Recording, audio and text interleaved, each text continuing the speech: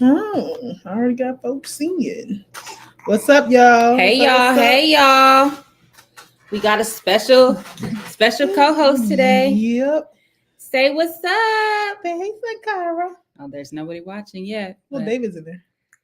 Oh, what up, David? Why is it not showing on our watch I don't know. count? That's weird. Or maybe he was in and then went back out. And he's coming back. Hey. Say hi, Sankara. Say hey, y'all. Say hey, say hey. Say hey, y'all. She ain't thinking about it. Let us know if you can hear us, y'all. Okay, so this, okay. All right, what's up? What's up? Happy Monday. Yep. We have April Fools. I was just about to say we have some big news. And just make some shit up, and here you go. Being an April Fool. Jeez Louise. My bad. No, my bad. But no, we got enough foolishness to yes, we do. talk about anyway. So yes, let's see. Yes. Let me post this. Just let people know to tap in. We're in.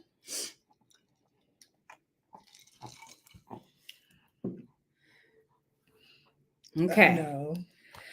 All right, y'all. Look at her. It says a a little Marxist. Not me showing. I don't mean to show off her draws. her draw. Her dun-dun-duns. But this is Sankara for those who have not seen her. Here's my poo. Where's your mama? All right, a little Marxist. Say hi. You getting upset, mama? Say hi. Her daddy not here, so so we've got her. We got her with us, but yes. No. But he does a lot. All right, y'all. So let's we're gonna get started. You know, this is our playback episode, so we're gonna revisit some stuff from last week, read through some comments, you know, the usual. So we got a few comments just across episodes. So we'll start with Kwame on episode 1.1 said, "We back. Missed y'all analysis." Well, we're here. We here. Look at her. Close her eyes. It's too bright. Too loud. You need some. I think that was the laugh. At least she didn't get scared. When I see it, she be like, "You sleepy, poop?" No, that's a big old yawn, girl. She's like, "This is hella boring. Get through it." Yes. Okay. I don't remember. You can comment on this one because I don't remember the extra bookmark thing. Oh yeah. So lawyer Brarian, I think that's what it is. Lawyer Brarian said using an extra bookmark for the notes section is brilliant. So I was talking about how when I read, I use two bookmarks. I use one where I'm at and then one to hold my place in the notes so I can flip back and forth. And somebody thought that was brilliant. Preach. Okay. And so what is this? Is this Kulo Salat? Is that how you would say it? Kulo Salat? Cool. Oh, cool ocelot. Cool. Oh.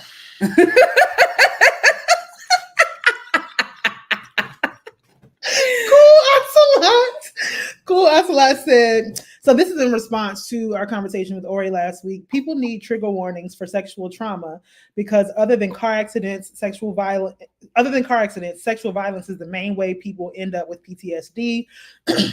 It's more common than military PTSD. When I was in school, it wasn't a matter of courage, just trying to stay in control of my brain. A heads up just helps prepare. I can absorb information better if I can prepare myself to not have a re-experiencing episode at the same time. I don't even ask for trigger warnings, but I do understand. I mean, again, I'm not like principally opposed to trigger warnings, but I just thought it was interesting that of all the things we had discussed over the course of the semester, that was the one where people explicitly asked for a trigger warning. And it's funny because I talked about this with some of the other faculty in the department, and like people have different there's one Eastern European woman in the department, and she literally teaches a class on like violence, like civil war and violence. She's like, the whole class is a trigger warning. So like she's right. Like, I say that in the beginning, and then like another person, she was like, oh, I do give trigger warnings like for everything. I was like, okay. I mean, and there's nothing wrong with either one of it, but Yeah. It's a lot. Well, I think that's part of what our point was. That was actually in response to the last Playback. When we first started reading the book. Oh, that's so right. Not That's last right. week. Yeah. But it's still, but you know, our point was that like we teach about capitalism, imperialism, all these things are forms of violence that would merit trigger warning theoretically, but it just stood out. It's interesting how it's usually sexual violence. And so your point about sexual, you know, most people, that being the biggest source of PTSD other than car accidents is taking. It passes muster. Yeah. Okay. Cool. Ocelot. Okay. So Rendani said, Sharice be killing it, and it makes me feel like I'm getting that revolution talk from a cuz. Keep doing you, both of you. Preach. Eric Berkeley said, had to catch it later, but a great discussion. Really appreciate Ori swinging through. We also do that. I think definitely added another element to the conversation. And I know for those of you all who watched the previous iteration of this on LDI, I know one thing that Sharice and I talked about was that, one, we didn't want the entire show, Sharice in particular did not want the entire show to be interviews. However, when we do have folks on, we did want it to be more conversational, you know, as opposed to just like a straight grilling interview session. And I hope that, you know, we accomplish that and we can continue to go on with that. It's funny. Ori said that after having been on the show, he got noticed on the street. So, and apparently it was Leah. Oh, it was Leah! Because Leah messaged me after, and she's like, "I saw Ori." And what did you say? I think you might have said something like, maybe it came off a little weird or something, but you like screamed his name on the train. Shout out Leah, and why you didn't message me, Leah? It's all good. All good. Okay, so One Love said, "Glad I saw y'all. Thanks." And then Ugliest Known. That's an interesting name. Was there at the Atlanta talk and loved it. Thank you for coming out. That's to you. You're welcome. Thank you for coming. I thoroughly enjoyed the Atlanta talk. Shout out to Kamal for being the interlocutor. Shout out to Dartricia and Karis Books for organizing that, and to everybody who came out. All right. So we have a couple of updates before we get into our playbacks and our study and all that. So the first one is like a kind of personal one. So today I got my merit review report back from my department. Everything looks good, but I shared it with my dad because I share everything with my dad. And I just wanted to share the response that my dad, I'm sure he's watching all the time. My father is our shout out what up, WB DeBrown? My father is our unofficial research assistant. Yes. Which, by the way, when I come to a correction that I need to make, he also pointed that out to me. But he said, proud parent of a grown-ass woman. You exceed my expectations in the academy as well. And the book will come when you're ready. I know I've talked many times about my issues about writing. Your criteria and self-critical achievements for your book are your main hurdle to conquer. The material content for the book is there and for the harvest, right on. And that was a right on as in W-R-I-T, not right on. I thought that was right on. Both and. And then he said by a grown-ass man who was a construction trade worker observing and learning from the academy and their not so meaningful connections to mass education, organizations, movement, and development of the people. So I will say this, my dad is definitely my, like, what would you call it? My North Star, my compass when it comes to things, when I'm trying to decide how I feel about things.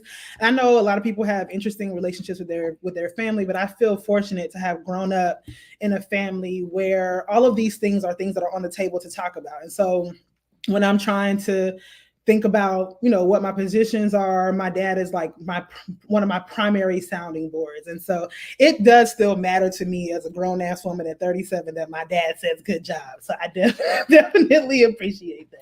No, and because let me tell you something, okay? Them good jobs are hard won from the man, okay? He ain't playing. He embarrassed the shit out of me when I first met him. I won't go into it, but I was so proud about some argument that I had, and he was like... But anyway, but I feel like we've come a long way since then. And also, though, he just asked you a question. His intention was not to embarrass you. But also today, April 1st, is the 8-year anniversary of me defending my dissertation, which just feels freaking crazy. Like it's been 8 years. I don't know if I'm having maybe a little mini existential crisis about that, but also that I defended on April Fools. That should just tell you something. But is my dissertation real? Is my thesis real? Who knows? But yeah, so that is just a little update from me. Interestingly, at Berkeley, we don't defend. Oh. Yeah. So like Berkeley, Yale, a few other schools, you don't defend your dissertation. They just make it extremely hard for you to finish. You just got to keep revising it till you get it right again. But also that makes sense because for the most part, a defense should be perfunctory anyway. Like right. It should, although it wasn't the case for me. It was very dramatic and traumatic. But that's a whole nother thing we won't talk about. Aw, Paul. What's your matter, mama? I should go get her binky. Okay, so the other update is so I had I just got back from Vancouver yesterday, actually. So I had a presentation, or it was an author meets critic panel at the Western Political Science Association conference that went really well, especially in light of something that we'll talk about a little bit later. It's nice to have people read your work and take your work seriously and offer up, good faith and embedded analysis and critique. So it was really good. I don't think academic conferences are really my bag anymore, especially political science ones. Like political science isn't really my crowd. The good thing about WPSA is that it's more of the political theory orientation of the political science discipline. So yeah, but it was a good experience. A little bit of a turnaround trip. I did nothing fun in Vancouver. I was in and out, but yeah, so that happened, and the book tour / grind continues. I got something every week for the rest of the month, and just trying to get through it. So yeah. All right. So I think that's the end of our updates. Okay. So we should go into our playbacks. Yeah, so we wanted to revisit specifically the aspect of the interview with Ori last week about gender, because one of our viewers and one of my former colleagues at Carleton College, Anita Chikator, made a post on Instagram and said that she really appreciated the conversation, that she waited to watch it until she finished the book, and that particularly it was hard to get through the gender section, but that she appreciated the content and the discussion. So we just want to run it back and just kind of maybe ruminate on a few things. All right. I think really important contributions of this work, and everybody that know me know I got my own critiques of like particular feminist intersectional narrations of gender, and like how it's very ideological, but it tries to conceal itself as ideology, right? So anyway, so my question is like, so based on, you have your chapter on gender is really good, and I wonder, like, are you in conversation with Black male studies, which is very fraught, right? For a number of reasons, but are you in conversation with Black male studies, and like, why do you think it's important to treat Black imprisoned men as gendered subjects? And then, what does prison organizing tell us about, Hortense Spiller's idea of ungendering? And then what do you hope to contribute to our understanding of Black gender and sexuality as they relate to revolutionary struggle? Yeah, thank you. Going back to what I said about like following the lead of the people that I'm talking to, and taking them seriously. I didn't go into writing the book thinking about gender. It like was not on my radar, but everybody that I was talking to who had experienced, and the book is mostly about men, right? Every person that I talked to who had experienced prison, or the people I was writing letters to who were currently in prison, we're talking about gender, but not necessarily in the way that, like hegemonic gender, academic gender theory encourages us to talk about gender, right? So they would use words like emasculation, which like we're encouraged to not, I feel like there's a way in which we're encouraged to like not really take that term seriously, or to read it automatically as a kind of symptom of a pathological masculinity, or some kind of aspiration to some kind of patriarchal masculinity, whatever. But I'm like, okay, then there's a part in the book where I say, look, these are imperfect men with access to imperfect language who are like trying to evolve in various different ways. They're trying to evolve politically, they're trying to evolve intellectually, they're trying to evolve as gendered beings, and I try to show that happening. And so, it was them who showed me that gender is critical to this. It kept coming up. And the only way for me to not integrate it into the book is to just ignore it, which I didn't want to do. And then I found the letter pretty early on in my research that Casper Baker Gary wrote that I talk about in chapter 4, which is this really intense explication of really intense forms of gender violence. So that's what pushed me to like write about gender. And, the book preceded the dissertation, and my research preceded my introduction to Black male studies. I think the Man Not came out after my dissertation came out, and I had already started to work on these things. But I mean, I definitely read it very closely. I learned a lot from it. I cite it in the book. So I'm definitely in conversation with them. Part of that project, though, is an epistemic critique of Black feminist theory, and I told this to Tommy Curry. We had a conversation after the book came out. And I've not read enough of the Black feminist theory and the sort of the genealogy that he traces to make that critique, to take a position on that, right? So, and that's really not my bag, right? My goal for the book was to write a very narrative-driven story, and then to engage theory to the extent that it was necessary to help us understand what was happening. So I didn't go in with any access to grind, except against liberals. But I think, that goes without saying. So yeah, and then you asked about, ungendering. I think, so again, we're talking about war, and everything in war can be both a tool and a weapon. And so that's what's happening in Attica. So just to the end of that first part, what did he say that I thought merited? This is what I wanted to say.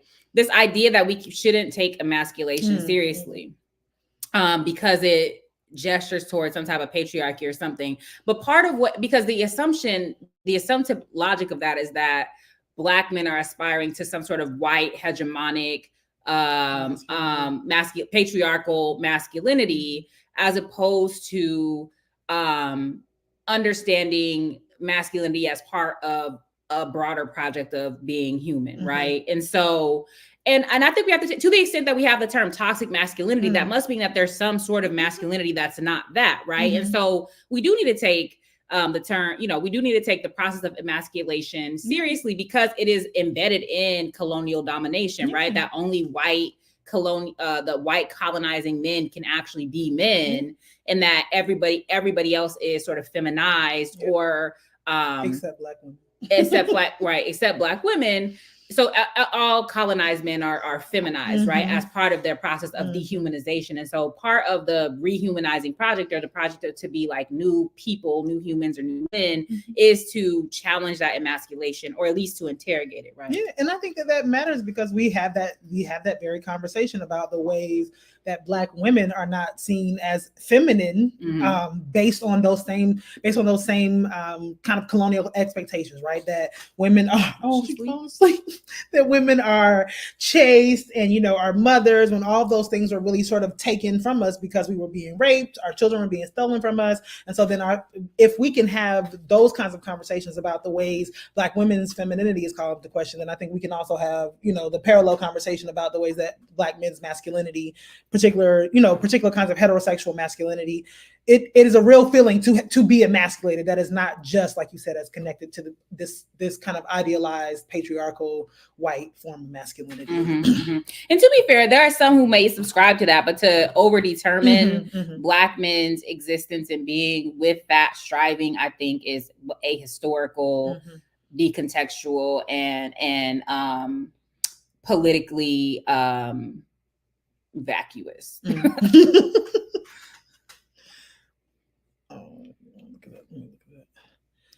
Let's see. Okay, so what Gio talking about? Blackness is fungible. Black male and Black female are simultaneously considered hyperfeminine, hypermasculine, hypersexual, asexual, homosexual, and so on, as a way to dehumanize them. Sure. Right on.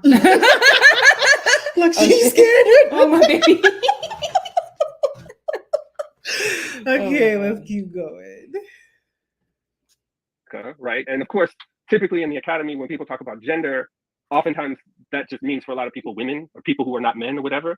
But I was trying to show that there's this gendered struggle that's occurring between people who understand themselves to be men. And on the one hand, it's being weaponized in these really violent ways, primarily by agents of the state, but also by captives who, commit gender violence against each other for sure. But on the other hand, there's this struggle that we can see unfolding if we read the archive in a particular kind of way of these men who are striving to like live different kinds of gendered lives. And you can see that happening in these moments of the rebellion or whatever. And so, back to Black male studies, Tommy Curry's idea of like the mimetic thesis, just naming this thing, right? Taking issue with this idea that like Black manhood is necessarily about trying to reproduce a kind of white patriarchal masculinity. Like he takes aim at that. And I thought that was a really useful intervention to help clarify something that I actually saw unfolding in the archive and that I know just by virtue of the people that I was talking to. And just the other thing, like I was raised in a family full of men who I would say had a really healthy relationship to like heterosexual Black masculinity, right? So this idea that I often feel is explicitly stated, but often implicitly stated, that like there's something inherently wrong with Black masculinity. It's like that was no out the gate, because it's like that's not how I grew up. I didn't comport with what I have seen around me. So I was honored to be able to sort of engage that conversation. I don't know. Does that answer all your questions? Yeah. There was something else that he said in that first part that I just thought about too, when he was talking about that his goal with the book was to write a narrative-driven book that then utilized the theory to explicate certain phenomena or whatever. And I think that that's something important to sort of think about. Like there is value in doing theoretical work for the sake of theorizing things, right? Too. But I also think that the way that he attempts to, like he said, allow the book to really be about the main actors in the story, right? And allow their voices to be heard. And you only use the sort of existing theory to highlight or elucidate certain points, as opposed to sometimes what can happen in the reverse, where you've read a particular theory and you're looking to find where things work, as opposed to letting the kind of theory uphold the stories that people are already telling, which I think is... And I also think that engaging in that process helps to disrupt some of, I think, the false distinctions that are made between sort of intellectual and, out and non-intellectual places, right? Or activist spaces or whatever. I think he shows a very clear way in which those things can work together and not sort of overdetermine one another, right? In that process. Let's see. So the taxonomy of Black masculinity is what Ori is interrogating. Black men do not have the ability to define themselves and have the declaration represent their actual existence in the world. I don't think that's what he's doing. I think that he is stating outright that there is a Black masculinity, that there's a range of Black masculinities, and that there is part of what his subjects convey is the range of that.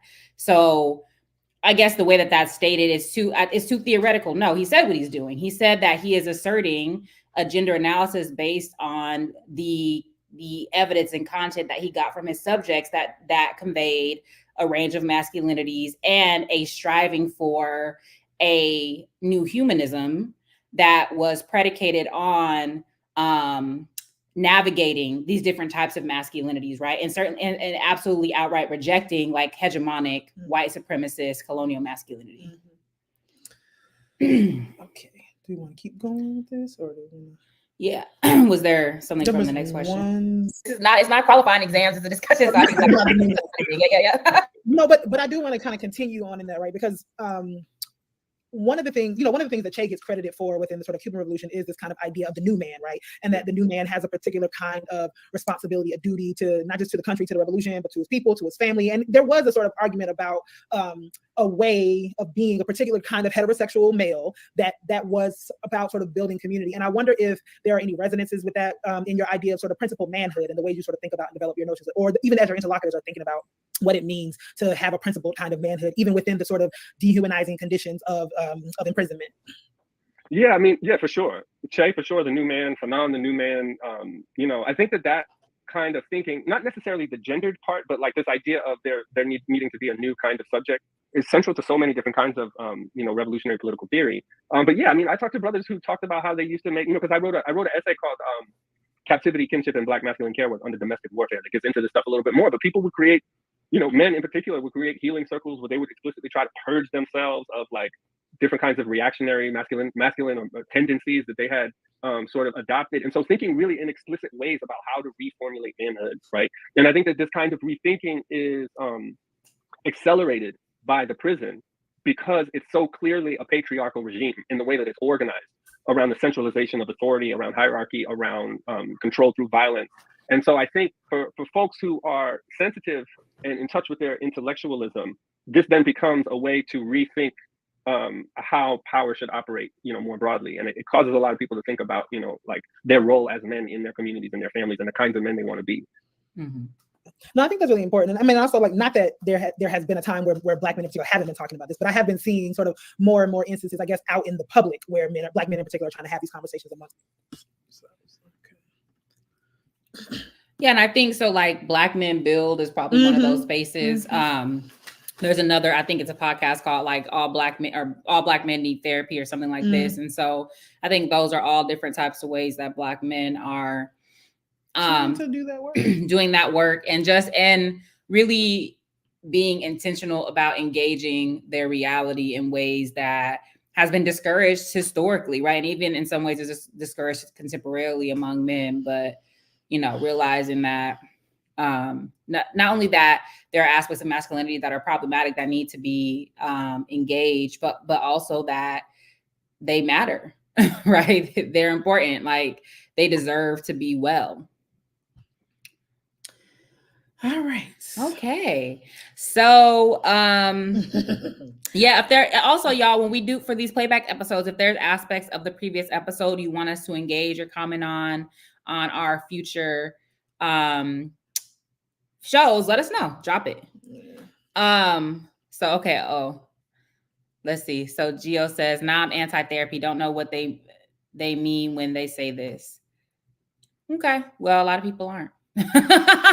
A lot of people, I think that but I also agree that if everybody needs therapy, there's something fundamentally wrong with the society. But I also do think that for some, right, whether it's therapy, whether it's medication, whether it's meditation, whether it's other yoga, other types of wellness practices, that I don't discount therapy as part of that whole panoply of options in terms of, again, trying to get to our most human selves in a society fundamentally predicated on our, dehumanization and decimation. Yeah. Okay, so I guess this is actually kind of another update. Yeah. Okay, so we have been discussing the saga of the Zionist student in my class. And so I have a week in my upper level courses where I encourage students to offer readings that we can explore, that they, from perspectives that they want to engage. Okay, so this student decided that she wanted us to read a chapter from this book, Anti-Zionism and Anti-Semitism, The Dynamics of Delegitimization. I think you can tell by the title already where that's going. So the chapter she wanted us to read. It's actually a really well-written, well-argued, very convincing text. April Fools! I needed to have my April Fools moment. Yeah, I woke up my baby, but I don't care. I needed that moment. She's back. She went back to sleep. Yo, she really don't like us screaming, laughing, and we have loud laughs. Anyway, so the chapter that she wanted us to read, it's funny how you call it a saga. Mm-hmm. It is a saga. It's been the whole semester. All 2024. Okay. So the particular chapter so about the book. So the book is actually apparently a product of some conference in like 2015 or 2006? I think 2015, where basically all these Jewish studies folks got together and basically said, we need to figure out how to articulate our pushback against the way people are coming to be anti-Zionist, right? I mean, and that's literally their whole thing is, their whole objective is to make people believe that anti-Zionism and anti-Semitism are the same thing, right? That was the whole purpose of the conference, and all of the papers in this book are some iteration of papers that were presented at this conference, which I believe was presented at Indiana Bloomington. I think it's like a Rosenfeld. I can't. Don't quote me on that. Okay, so the chapter that she wanted us to read is New Challenges in Feminism, Intersectionality, Critical Theory, and Anti-Zionism. So I think that what the student in particular wanted, right? So this class is gender, social justice, and transnational activism. Now, we've already talked about intersectionality in class. We've already talked about how it is a particularly neoliberal framework. Like, I don't know. I think she's still kind of drawn to it in some kind of way. But the problem with this particular chapter is that, one, I think just the premise is already faulty, right? The premise is already faulty in terms of trying to conflate anti-Zionism and anti-Semitism, but that's one thing. But on top of that, this entire chapter is written as a response to Angela Davis's Freedom is a Constant Struggle. And her entire understanding of intersectionality comes from the way she reads Angela Davis articulating it in Freedom is a Constant Struggle. And part of her argument is that Angela Davis has taken intersectionality. She says that it's about, so first of all, she doesn't cite Kimberly Crenshaw at all in the sort of genealogy of her understanding of intersectionality, which also tells me that she doesn't fully understand the development of the concept. But then I also feel like I have to go back to the Angela Davis piece and look at it again. But Angela Davis in that piece is talking about the ways Black and Palestinian struggles intersect. And the ways struggles intersect are not the same thing as intersectionality, right? Those are very different things. And so she's basically saying that Angela Davis deploys this understanding of intersectionality to make this connection between struggles as opposed to analyzing oppressions, right? As if that is the only thing that it could do as a framework. And so she, one, already has a problem with it. And the other thing about this woman, she's a German professor, so she's not in the United States. She's not sort of, I guess, within the tradition of feminism within the US, which might account for her faulty reading, her faulty reading, lack of understanding. And there's a lot to say about this piece, but I want to just read the final, her concluding sentence, not even the concluding paragraph.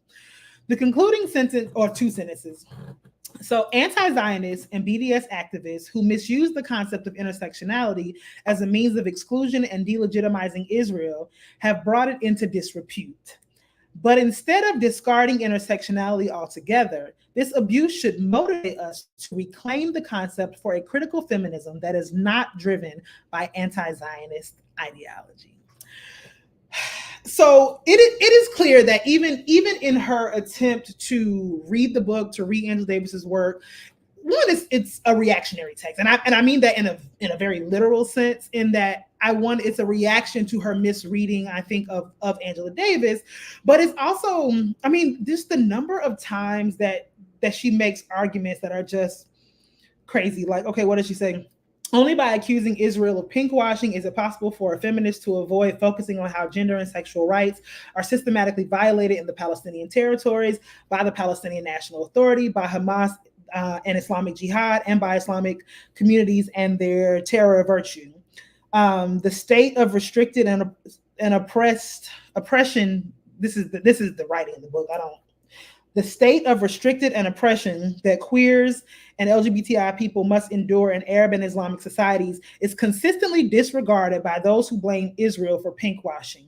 And she goes on to basically say that, like, Angela Davis makes it as if the only power struggle that Palestinians are up against is the Israeli state.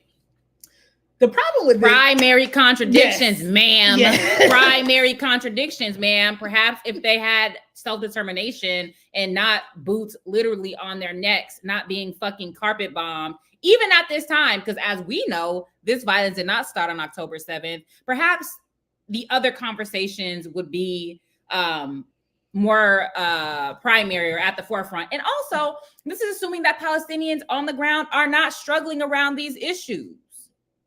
That things that don't happen within the Western gaze don't happen. And that's incorrect. And if she actually did pay attention to Palestinian feminists, she would know that. She would know that I think in the same ways that some of the early sort of Black, like the Combahee River Club, like they try to articulate, like, on the one hand, there are struggles that we have within our communities, within the folks who we understand to be our people. And we know that there are issues there, but we also know that there are bigger issues beyond that. And that doesn't necessarily mean that the issues inside our community are not issues that we continue to struggle with. But again, to Sharice's point about primary contradictions, how can we actually really earnestly engage in the sort of internal community dynamics when literally, like you said, feet on necks, where people are literally not able to live, like not able to survive, are dying every day, dying of starvation, dying of bombing, like all these things, right? And so to even put that up there as if there is, and I mean, again, this is prior to October, this article or chapter is written prior to October 7th,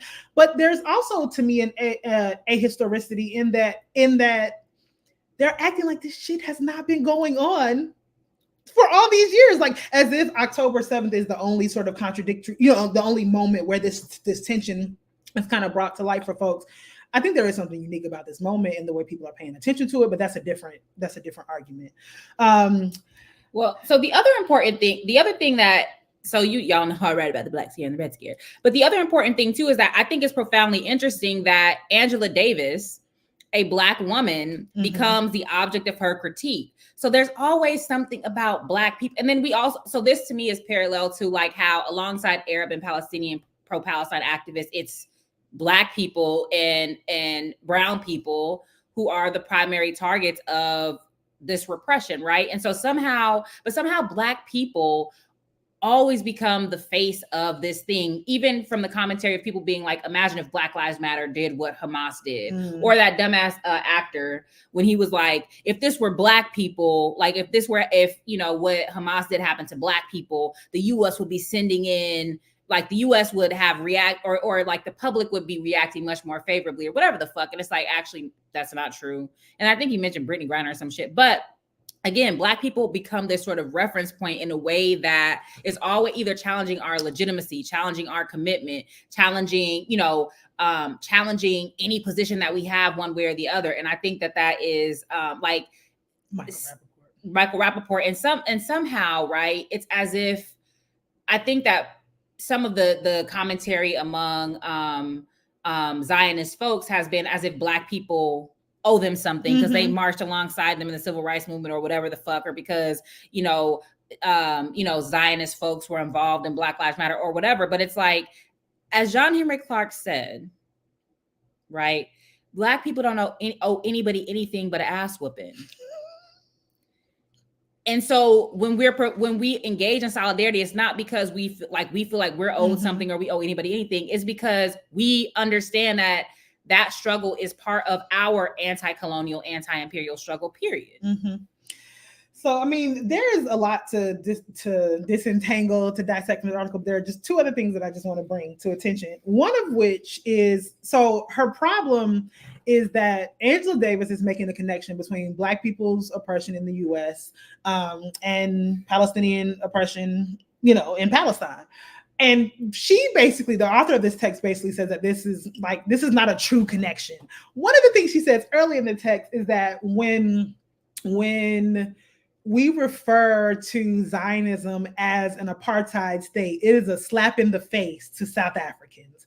What's interesting about that, though, is that she literally cites Angela Davis citing Nelson Mandela, saying that our freedom means nothing as long, without the sort of freedom of Palestinians and understanding the connection between those two apartheid states, right? We also know this is a faulty connection because, for whatever its limitations, South Africa as a government, as people, have been out in front in terms of pushing this narrative forward. So who are you to make the claim that Palestinians claiming that they're living in an apartheid state is somehow a slap in the face to South Africans who live in an apartheid state, when those connections they're not even new connections. Like, people have been making those connections for a very, very long time. Very long time. I posted a snippet from the Triple Jeopardy newspaper from 1974 about that. They had a small kind of like article about how in 1973, like 25 or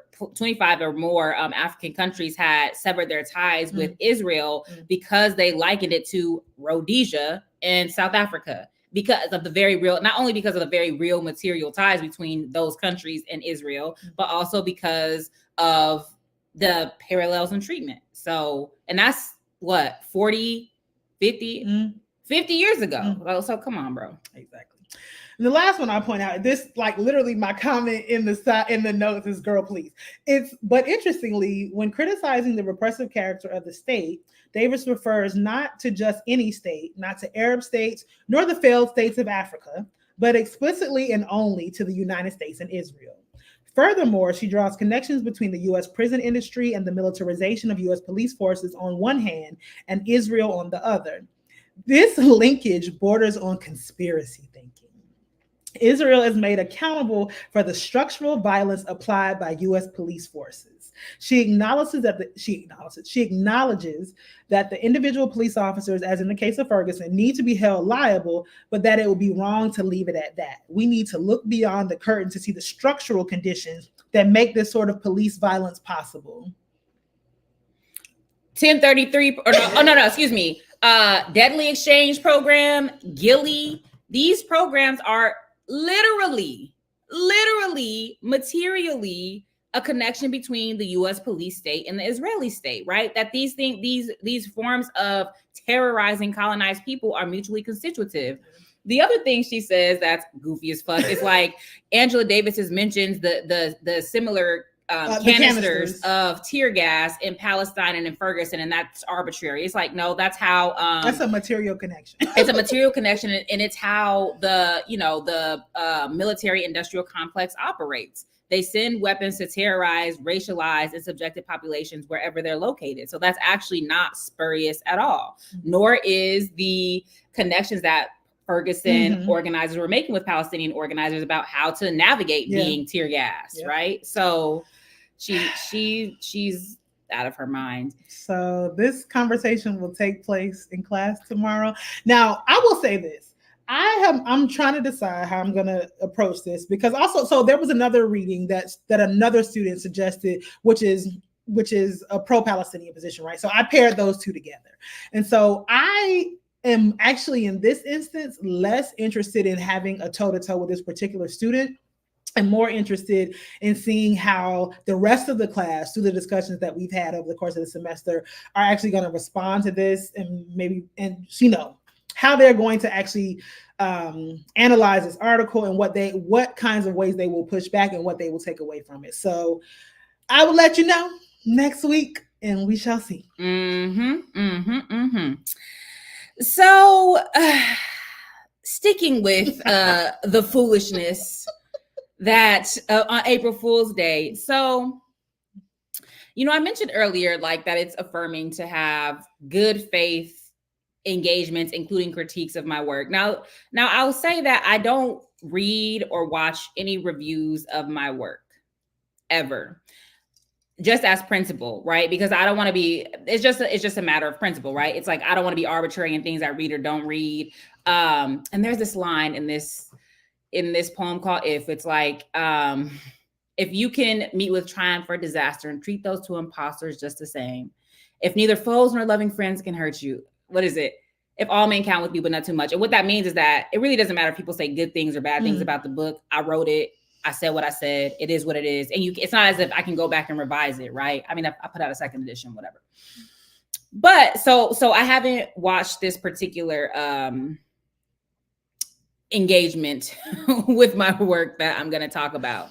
So Layla watched it, and so she can talk about it, but I'm not gonna point any elbows, as they say, but there was somebody who found it appropriate or necessary or principled or logical or useful to read, maybe read the epilogue, or maybe just read one paragraph and take one quote, me quoting Glenn Ford, from an article that he actually wrote that was speaking positively about Black Lives Matter in 2014. And that became the basis of this show, right? And so based on that quotation, that didn't merit reading the rest of the book. It didn't merit having me on the show to talk about, I guess, that sentence or anything else about the book, but it just merited using my work to have as a straw man for some other type of argument. So had I gone on that show, I would say two things about that. One is Glenn Ford actually pointed me to that article. So Glenn and I were having conversations. There's something on Black Agenda Report called the Black Agenda Review that I started along with Jemima Pierre and Peter James Hudson. And so when we were first having a conversation that led to the formation of Black Agenda Review, we were having a wide-ranging conversation after I had been on the radio show. And part of it was like, whatever latest Black Lives Matter fuckery had came up, and he had said something along the lines of, I had even written, had faith in this, right? I had even written something, positively about it. And I said, you, Glenn, really? And he said, yeah. And he was like, check out this article or whatever. And so I remember back then, I had downloaded it. And then once I was writing my epilogue, I circled back to it when I was writing this particular paragraph, just describing what Black Lives Matter was. The second thing is, when you're writing a book, you can't put in everything. And for whatever reason, there are several critiques that I had in my book, including of Afro-pessimism, including of caste, and then of Black Lives Matter, that were omitted from the final book, right? My book, I have a long book. When you have a long book, things have to go. You can't fit everything in there. When you have a long book with a lot of notes, discursive footnotes tend to get cut. First things get cut from the text. You put them in the footnotes, they get cut from the discursive footnotes tend to get cut. My baby is also, she's realizing the asinine nature of this because she is just a shit.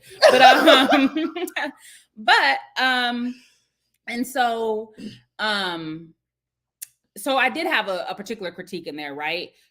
That got taken out. I don't feel any type of way about it, because that part was, I was making a broader argument about, even irrespective of what the politics of Black Lives Matter is, they were targeted as a part because of the Black Scare and Red Scare apparatus, right? They could be liberals, but they were still considered terrorists. The protesters were still murdered and all this other type of shit, right?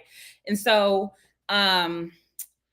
anyway, so what we wanted to do, there's this piece so there's this little pamphlet that I got from, shout out to the homies at All Power Books. I got this pamphlet from them. It's called Statements of the Third World Women's Alliance. It was published by Rookery Press. And so there's this piece in there called Why We Study. And I actually posted this on Twitter. So if you go to my Twitter, you can see screenshots of the entire piece. But we wanted to just go through to reiterate why it is that we study, why it is that we engage works that we like or dislike in good faith, right? Mm-hmm. Why it is that we study collectively, and why it is that we read the things that we critique, right? So number one, thoroughly read them. But at the very least, read them. No, because honestly, like, we literally, in preparation for today, we were reading that article together. That I was just the anti-Zionism. The anti-Zionism and yes, together. And that's something that, like, we spent time talking about. Okay, like, what is the point that they are trying to make? What are they drawing from? Where are the mistakes? Where are the missteps? And that's something that we all should be engaged in, right? And so, again, there is a particular utility in, like you said, earnestly, honestly, principally engaging with works, even if you find them problematic. My book is not problematic. No, exactly. But by the way, it might not be perfect. It is not problematic. It matters. But anyway, so number one is, why do we study? Number one, to equip ourselves with the knowledge of the art and science of making a revolution. You can't skim the revolution. You can't Cliff Notes the revolution, right? You gotta do it all the way. So the second is to build iron discipline, a firm commitment to a life of struggle for world socialism and an end of exploitation and oppression. And I think that this one is really important, because I think we can come to moments in our daily lives where it's just easier to do other things. It's easier to acquiesce. It's easier to just fall into whatever sort of neoliberal capitalist traps. It's easy to say, okay, my life isn't actually that hard, but then that ignores the ways that, we actually, the middle class, whatever that is, ends up being this kind of pressure release valve for people, as opposed to understanding that even when we ourselves may not be in the deep midst of struggle, might not look like it, that there has to be a principled commitment and a discipline to being able to do that, and building that discipline. It's a muscle like anything else, and it has to constantly be worked out. Yes, that's what that tweet was about. Absolutely, right. Discipline is something, the lack of discipline is probably the number one reason why these organizations be folding, right? Number 3, to build revolutionary strength, initiative, and imagination. That's enough said. Okay, and so then the 4th is to fight a number of petty bourgeois tendencies, which include individualism, selfishness, greed, ultra-democracy, liberalism, petty bickering, elitism, and opportunism.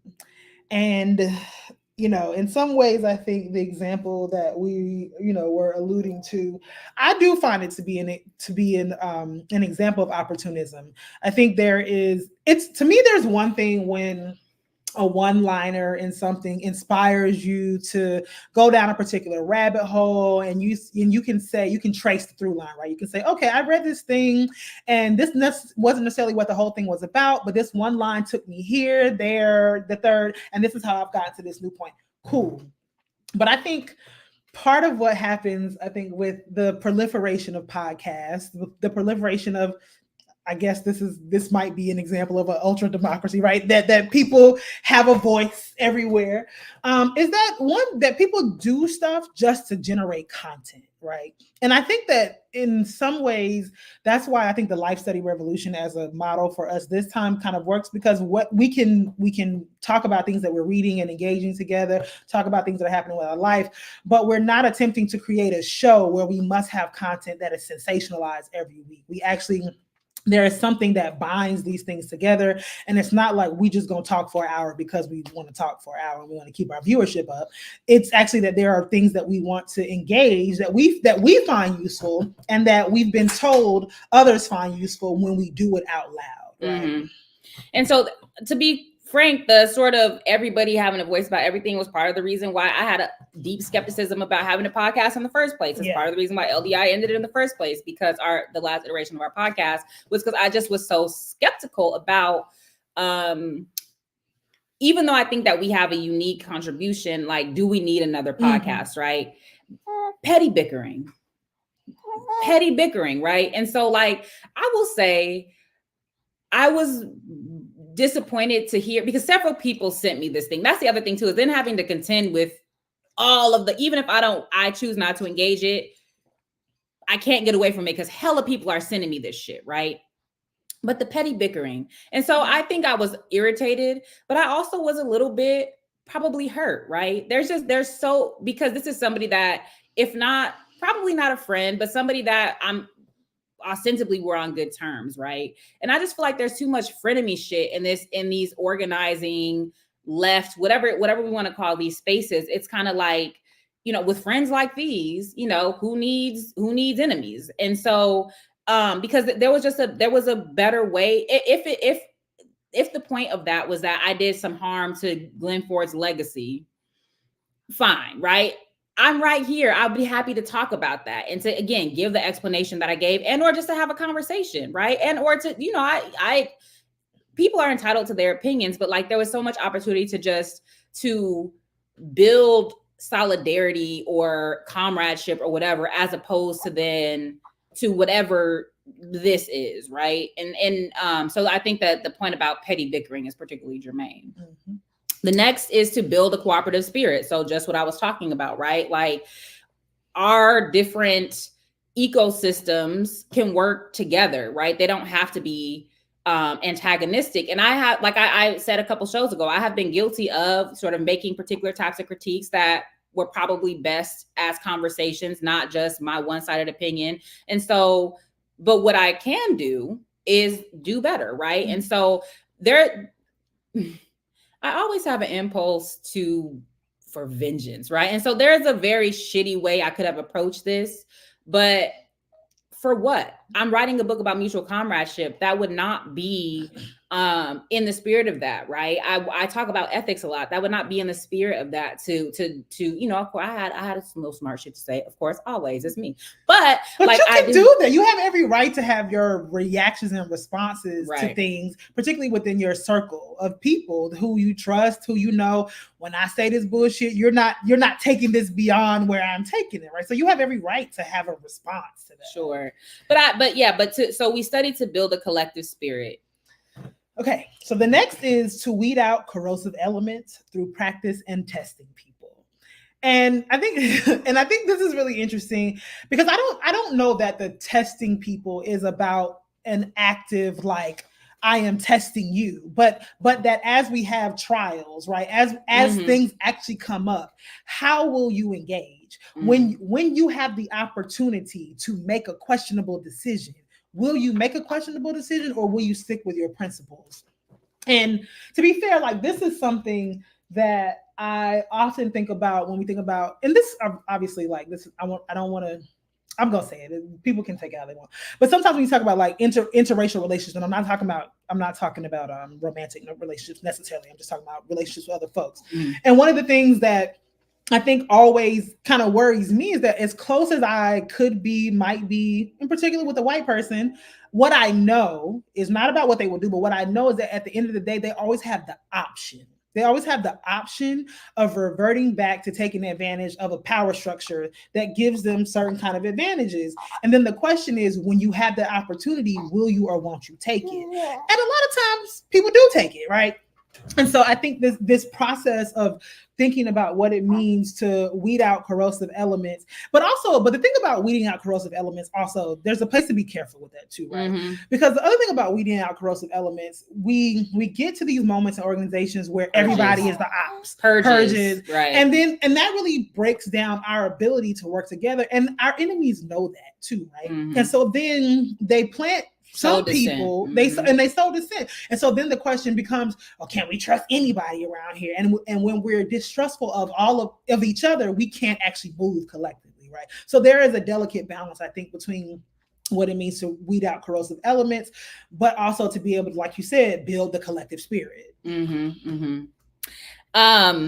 The next reason why we study is to train advanced cadres who will further organize other women and who will organize a revolutionary mass organization of working women and other progressive elements in our various communities. And so because of it's the Third World Women's Alliance, they're talking about a particular group, but this pertains obviously to any group that we're trying to organize. But again, what is the point of these podcasts? Like, what is the point of this content? What is the point of putting out this information, right? If not, is it to entertain, right? Is it to get views? Is it to get clicks, or is it that we really feel like we have an obligation or a historical task? Is it that we are responsible to you guys, right? We are responsible to you for, in our case, in a broader sense, as academics or intellectuals, right? Because Walter Rodney, my man Walter, he does say academics are enemies of the people until proven otherwise. And so part of our historical task is to prove otherwise, and to do this type of democratizing of knowledge, and to be careful, right? That is to say, to be careful as in to be cautious, but to be careful, that to lead with care, right? To act with care, and to know that, these are people on the other side of these bad faith critiques, right? These are humans. These are ostensibly those who are going to be on the other side of the revolution. And so how do we want to treat them, right? So it's like, to what end is any of this? And so that's really important, right? To what end is any of this? I know. My feelings are hurt too, boo. She'll be all right. I liked it though. Yeah.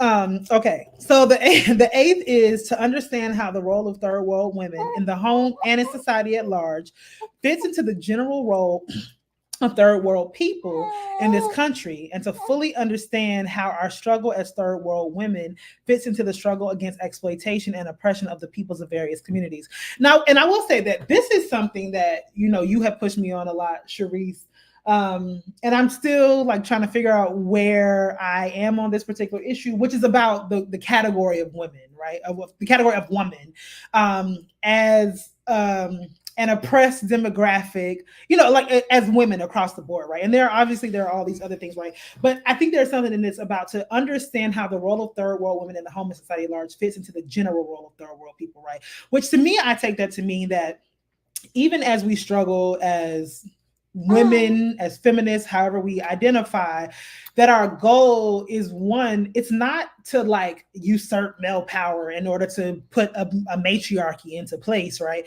It is about understanding structures of power. Yes. And that we understand through attempting to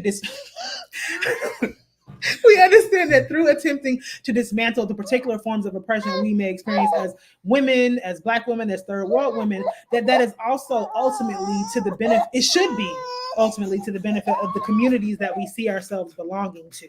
And so I think that, again, this is about a particular sharpness and understanding the nature of contradictions and what our responsibilities are to one another. Absolutely. My baby trying to single-handedly dismantle the patriarchy. Yeah, the patriarchy. Share that one. No, it's absolutely the case, right? And ultimately, so this relates to a different conversation we have about how like academia, and especially particular epistemological turn in academia, emphasizes like difference and disconnection and all that. And our work is really about unity. It's about togetherness. It's about finding the connections. And that gets lost when there's this incentive to be controversial or to be provocative, to be a provocateur. That again, it's like we have to ask ourselves, like, to what end is this shit, right? And the final reason why we study is to provide ourselves with a tool which will be a guide to action on changing the conditions of our lives, our children, and our loved ones. Changing the conditions, right? So ostensibly part of the point of having this alternative Black radical media is to do this thing differently, right? It's to not be sensationalist. It's to not be, to not prioritize edutainment, right? To not, it's to, if it is that we're in a battle of ideas, if it is that the point of the ruling class is to mystify and obfuscate, our historical task is to demystify and to clarify and to model what it is that we think, not to model what is to be done, but to also model like what it is that we think is to come. And of course we fail and falter in this every day, right? And but we need tools, and one of those key tools actually is practice, right? We have to practice being and doing the things that we say that we want. And so that's also why, again, there were many approaches to this issue, right? Up to and including not approaching it at all, which was a very viable sort of thing, right? To not draw any more attention to it. And this is not just about my work, right? This is in this instance, that's sort of the starting point, but it's also like, how do we want to relate to one another? And so surely this person will perhaps see a clip of this show and whatever, feel compelled to do whatever. But like, I would invite you, friend, comrade, we can have a conversation about this, or just please don't, like, I'm sincere in what I do when it comes to my writing and when it comes to my research and what I'm trying to contribute. So please don't use my work for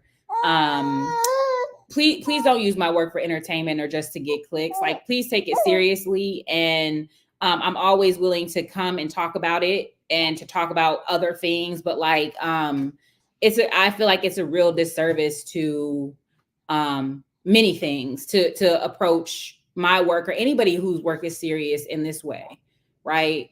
And to really ask yourself, like, who are the people that you're willing to do this to? Because that's not how you approach Ori's work. That's not how you approach other people's work, right? So why is it that it feels okay to do this to a book that already is going to be sort of marginalized in a particular way because it is about communists, right? And because it is about a particular type of Black radicalism. So this is an opportunity to do better all around.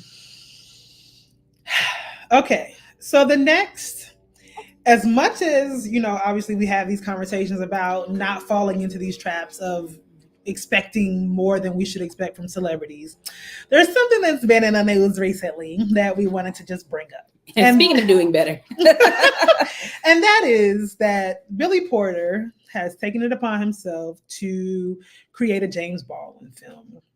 And like, cool, whatever. I guess, he feels like Baldwin resonates with him as a gay Black man, but and all that's fine. But we want to raise a particular contradiction, and this contradiction is the same one I feel about Zoe Saldana, which is why I have a deep hatred for her. And I don't know the person, but this is reminiscent of the time when she took it upon herself to play Nina Simone. And maybe even the Billie Holiday movie. Remember? Who played Billie Holiday? I don't know. Was it Tessa? No, was it Tessa Thompson? I can't remember. But anyway. But my particular point about Zoe Saldana and Nina Simone is that Zoe Saldana does not identify as a Black woman. And Nina Simone's Blackness was very central to how she understood herself and how we understand her contribution to us as people, right? Even through her artistry, whatever.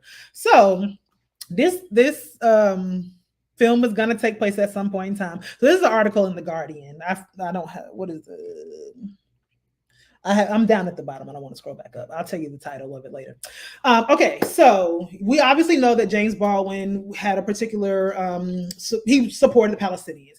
And what's his name? Billy Porter has been an active supporter of Israel. So I'm going to read just 2 paragraphs. When I asked Porter how he plans to navigate Baldwin's relationship with the Palestinian rights movement in the script, given his own support of Israel, he quickly clarified his position. Quote, "First and foremost, I'm supportive of a 2-state solution. The second thing is, this is not my hill, and I'm not going to die on it. It's not mine. I'm not Jewish, nor am I Palestinian," he says. "What's going on over there is horrific. The choices that we in America have made are wrong. Please don't make me a poster child for that. I don't want to be in the conversation because I don't know enough about it. I am in support of my Jewish friends and my Palestinian friends," he says. "It is a 2-state solution that's been going on for thousands of years over there. I don't know," he says, letting out a nervous giggle. "What I do know is that we don't need to continue to be bombing over there. I know we should stop doing that. I do believe that. And the Palestinians, not Palestinians, what are the people called who started the shit? The extremists? Hamas." He says, "Thank you. See, I don't even know. All I know is that the extremists came in and did something that was horrific, and then they retaliated," he says. "Now, the retaliation is a little overkill now, doll, but why are we at war at all? That's not just about them. That's everywhere. We're always at war. It breaks my heart. I don't know what to say, and I don't know what to do other than hug you and say, I'm sorry. What can we do to fix it? I'm in support of peace, fucking peace." Now, again, oh yeah, Andrew Day. I do remember that. That movie was just also terrible. But anyway, and again, this is not about necessarily Billy Porter as a person, but it is about what it means that you've taken it upon yourself to tell the whole, because he said it's going to be a broad spectrum. It's going to tell his whole life story, but for it not to be important enough to you as a filmmaker, as a person, whatever, to say that I need to, even if I don't agree with it, I need to at least understand what James Baldwin's position was on Palestine, why he was in support of Palestinians. It does matter. It matters who tells people's stories, because then that will either, either distort their images or bring out particular things that may not even be true, right? And so that, I think, is the principal contradiction we wanted to bring out in these kinds of storytelling. And that, he's like, oh, if I'm not going to tell the story, then who's going to tell the story? Clearly somebody, motherfucker, like, what? Who is you, Bill? Like, come on, Bill. Like, so I'm just like, but this is, I don't know. I'm sorry. I think go ahead. But this is precisely the pitfalls of identity reductionism, right? This is exactly what we're talking about. It's like James Baldwin only deserves to have a movie made about him because he's a Black gay man, and a Black gay man has to do it because he's a Black gay man. Mm-hmm. Baldwin's politics fucking matter. It's part of who he was. He was deeply passionate about justice, right? Mm-hmm. Justice of racialized and colonized people, right? He's just not reducible to his identity as a Black gay man.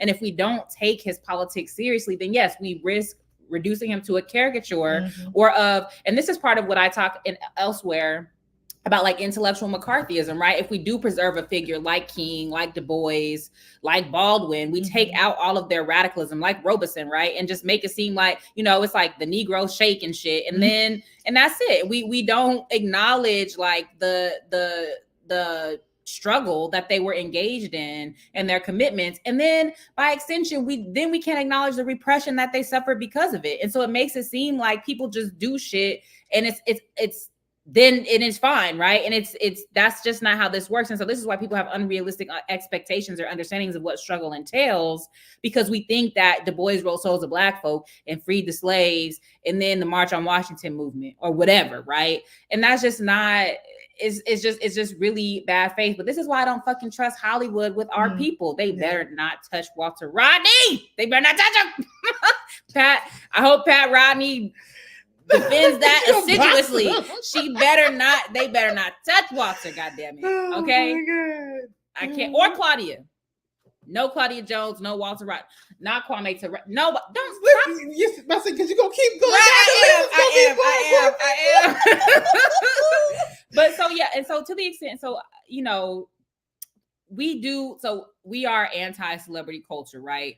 But I do think that I have softened to using pop culture as a tool to talk about broader issues. I've softened to that slightly in the context of having other types of conversations. It's not ever going to be my go-to, but I think that it's worthwhile in this moment to point out, and also just the ubiquity of fucking Zionism in Hollywood, like, and how this is why celebrities, when they do the bare men, they get all these accolades. When if they just say Palestinians should live, it's like, oh my gosh, yes. And then there's a open letter circulating condemning them just for doing the bare men. And this is why celebrities will not save us. This is why we cannot rely on them, because in a general sense, they are not on our side. And celebrity and fame is different from culture workers who are essential to the revolution. We should not confuse the two. So as a kind of, when we were thinking about how do we want to think through and talk about some of these things, and also in response to the earlier issue that CBS raised, it kind of took us down another rabbit hole, right? And so in trying to think about what it means to grow as revolutionaries, as intellectuals, we wanted to think through some of the folks who we definitely hold up as, you know, as thinkers, as progenitors of Black radicalism, of Pan-Africanism, and where they might at some point in their careers or trajectories had problematic stances, particularly on the issue of the state of Israel. And so we were thinking that for next week, for us to read something together, we came across this article. I believe Nadia Alamed is someone who Sharice knows personally. I don't know her. But there's this article, From Black Zionism to Black Nasserism. W.B. Du Bois and the Foundations of Black Anti-Zionist Discourse. And so a part of what we wanted to do, I've said this a lot of times, one of the things that I actually really appreciated about Du Bois as a person who lived a damn near a century is that he was open to critiquing himself out loud and in public, right? He was open to changing his position on things and not being shy about that, right? And so, yes, there was a point in time where Du Bois was adamantly Zionists, as were many Black radicals, and many.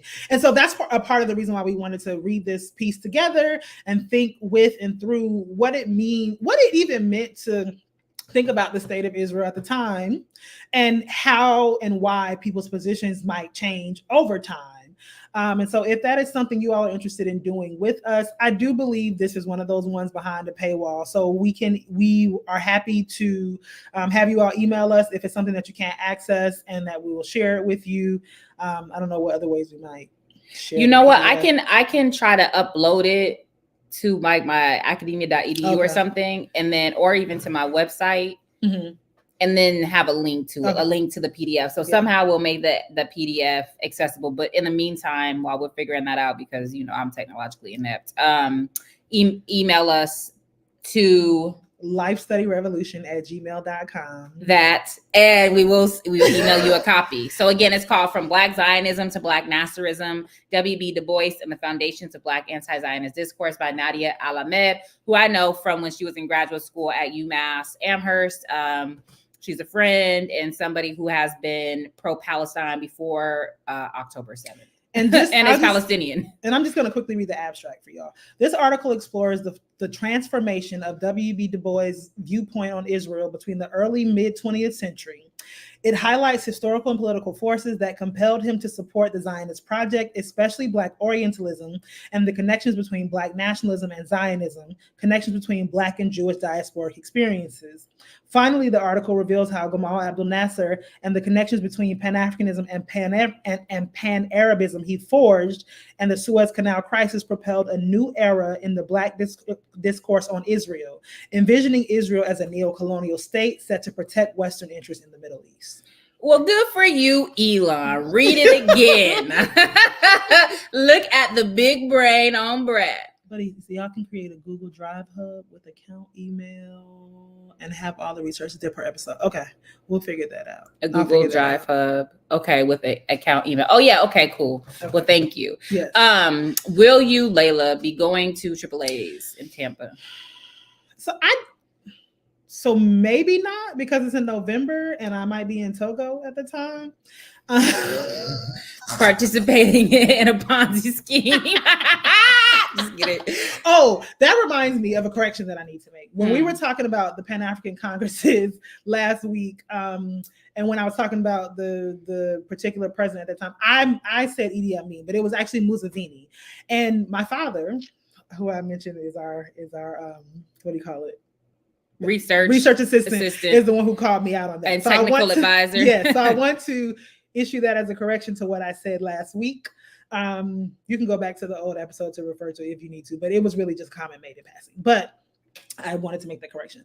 In terms of, I don't know if I'm going to go yet. I know, I don't actually have all of the particular issues that folks have about Florida being regressive and this and whether or not that actually has nothing to do with whether or not I'm going to go. I'm not trying to boycott the conference because of Florida.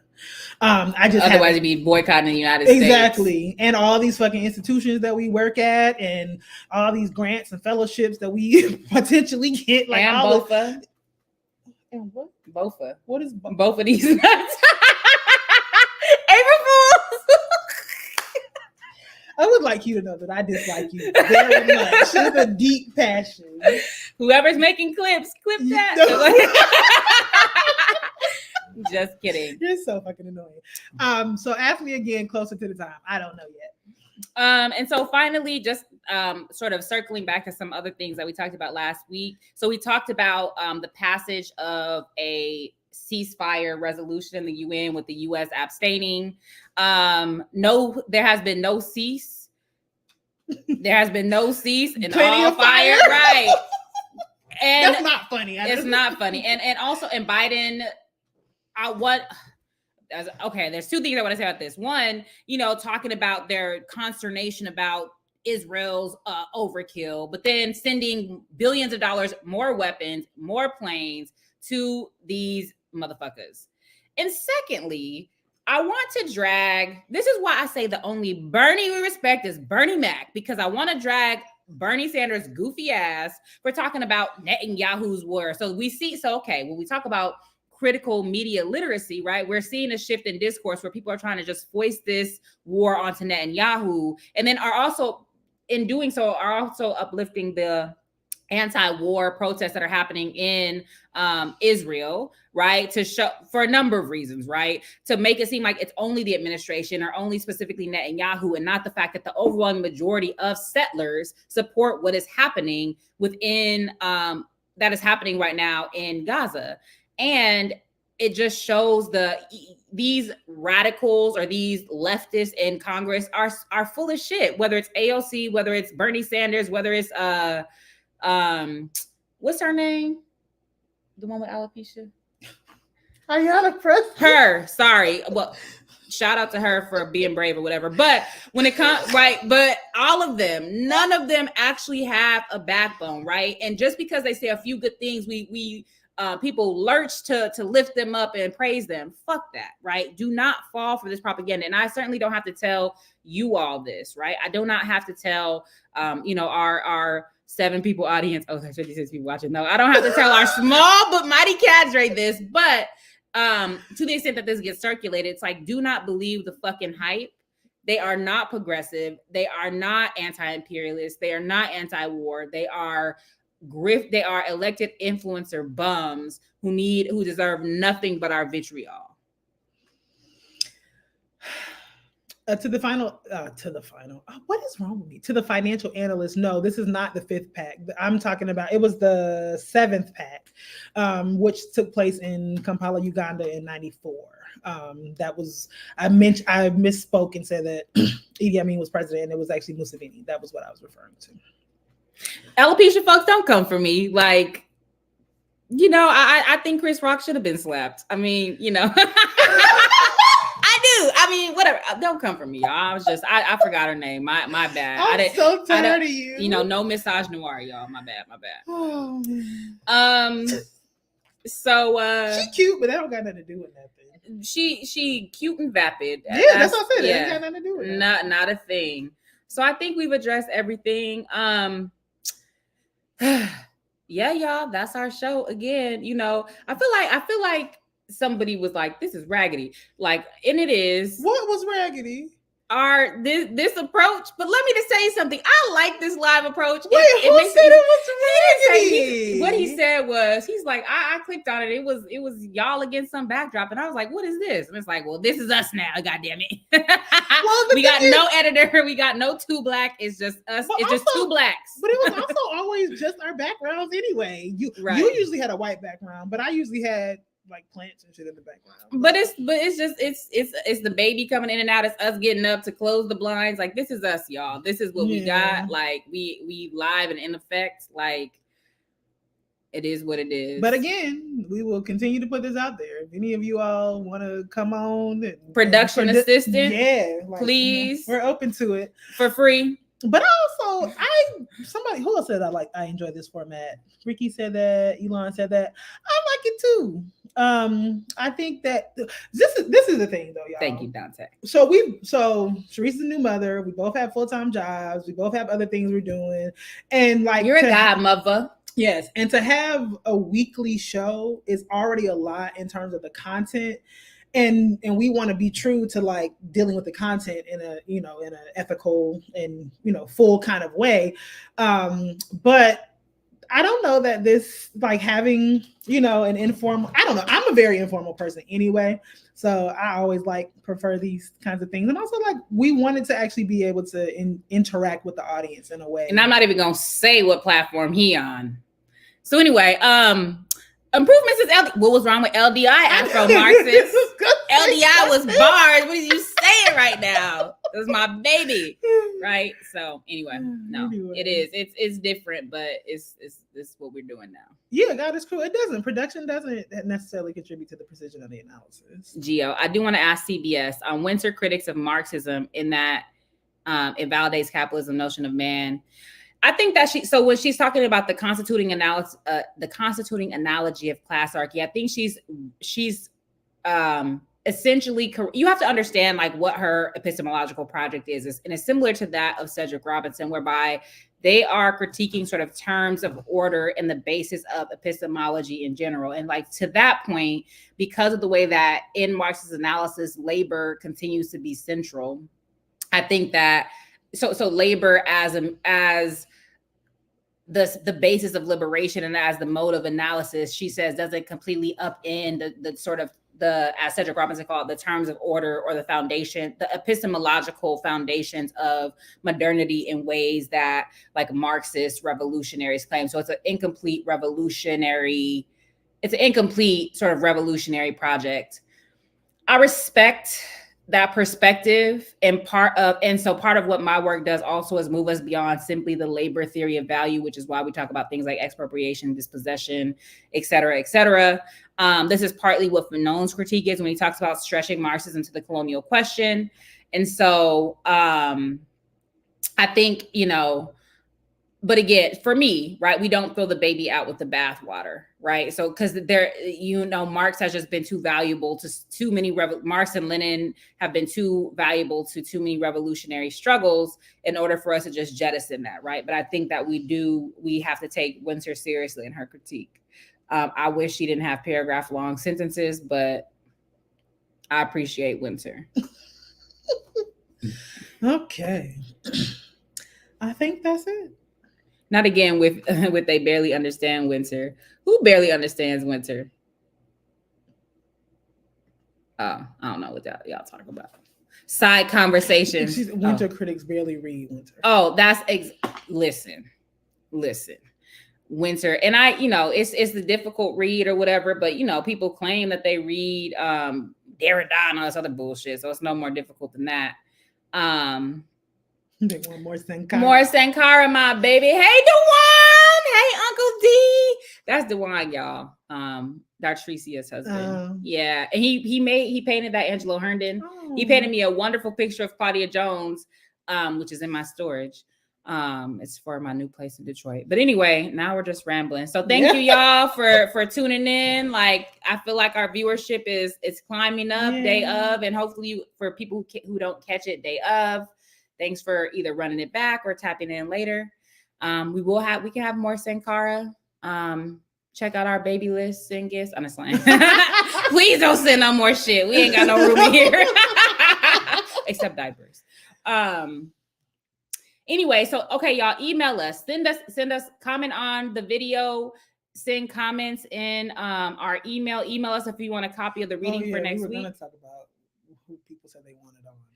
Oh, one more thing, y'all. One more thing. Okay, so I had asked a question on Twitter about who do y'all want us to have on the show? So continue to respond to that tweet on Twitter. It's pinned on my profile. You want to bring it up? Yeah, you can bring it up. But also email us. Let us know who you want us to have on, and we might have somebody on. So yeah, JT Roan. JT's the homie, part of the workshop at the Warren Center, wrote the amazing book, Dark Agoras. Amazing critical geography, and does a whole bunch of shit. I'm late. Oh, is this Pascal Robert? Yeah. And Jason Miles. Okay, Jason Miles to talk about the state of the Black left. Okay. Who else? I need to forgive Pascal because he said one goofy ass thing and I've been salty ever since. But they cool. I've been on their show. Okay, this is clearly not anything. I'd like to see y'all discuss and critique Afro-pessimism. No. I know. I would be interested in a scholar that focuses on Pan-Africanism and Soviet Union. So Hakeem Adi. Okay. I don't know who Annie Tariba. I have no idea, y'all. Who is Annie Tariba? Does anybody know who Annie Tariba is? Oh, well, they're in the comments. Let's see.